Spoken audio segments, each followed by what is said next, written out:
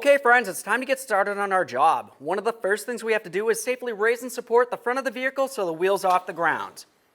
After that, if you have hubcaps, go ahead and remove those. Next, we're going to remove all 4 of our 21mm lug nuts and then the wheel.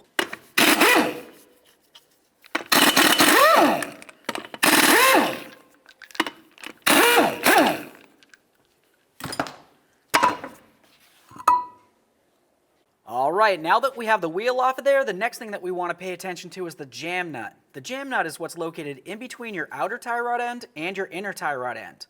This is a 19mm, but I'm just going to use some nice long pliers because it's easier for me. Now let's move along to removing our outer tie rod end nut right here. To do that, I'm going to use a 14mm socket with an extension.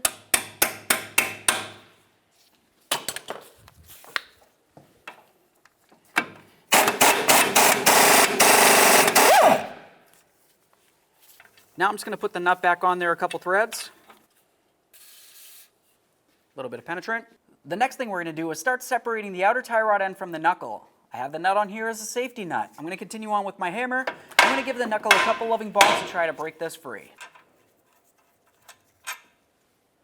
Now we can start removing our outer tie rod end from the inner tie rod end. To do that, I'm going to turn this counterclockwise, and each turn I'm going to make sure I count it and write that down.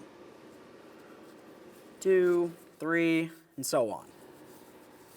The next thing that we need to do is remove this jam nut from the inner tie rod end. To do that, I'm going to go ahead and hold the inner tie rod end with some locking pliers, and then I'll use my 19mm socket to remove the nut.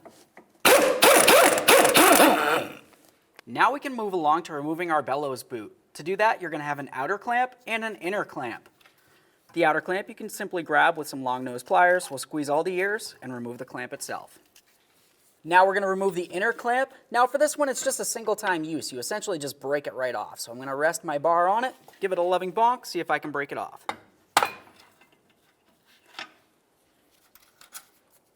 Remove that clamp. All right, once you have all your clamps off, we can go ahead and grab onto that bellows boot. We're going to give it a couple twists and remove it from the power steering rack. Let's go ahead and take a wire tie. We're just going to go ahead and start this right along this inner portion right here. We'll keep it nice and loose for now. There we are. Now we can slide the bellows boot up and onto the power steering rack all the way on the inner portion there. Slide that right up on there. So you just want to double check to make sure that the boot's completely situated on the power steering rack. You don't want to leave an area for any dirt or debris or moisture or anything else to make its way in. After that, you can go ahead and tighten up your wire tie. Just give it a couple twists here with the pliers. Trim off the excess. Once you have the inner portion on, let's go ahead and come out to this outer portion right there. We'll just line that up with the groove on the inner tie rod end. We can put on the outer clamp. Get that right onto position there. Snug it up. Make sure it's nice and tight. Now let's apply some copper never seize to the threaded area. Put on our jam nut. Now we can get ready to install our outer tie rod end. Let's go ahead and start this on. Once it's started, count the amount of turns that it takes to put it on so it matches up with the same amount of turns as it took to remove it.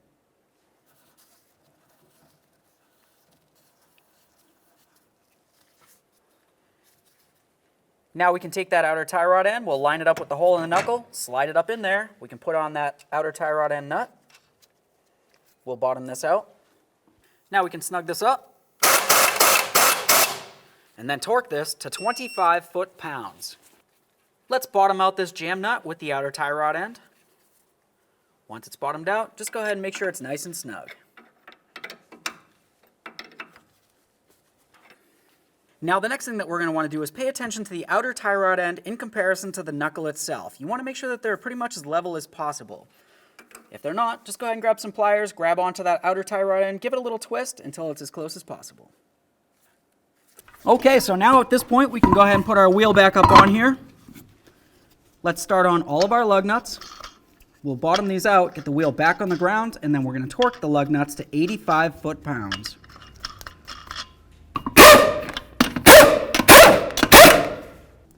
Now that we have the wheels safely on the ground, let's go ahead and torque these in a crisscross manner.